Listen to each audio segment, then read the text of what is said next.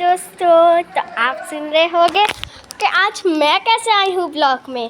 तो देखो, आज हम राजस्थान में आए हैं और इधर का नज़ारा देख रहे हो ना, तो ऐसा लगेगा कि दिल तक गार्डन गार्डन हो रहा है। पर दोस्तों, आपको ये पता नहीं है ना कि मैं इस ब्लॉग में क्यों आई हूँ। तो चलो मैं बता देती हूँ। एक पार्टी थी तो सूर्यांश भाई ने बोला था अगले ब्लॉग में कि एक पार्टी में नानी का ब्लॉग, वो क्या कहते हैं, उल्लू बन गया था, वो पोपट हो गया था।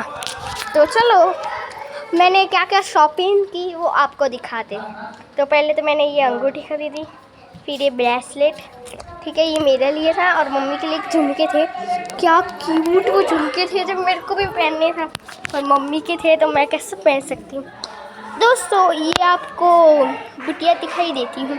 चलो मेरे साथ बात कर रहे हैं मम्मी सब लोग। चलो आते हैं।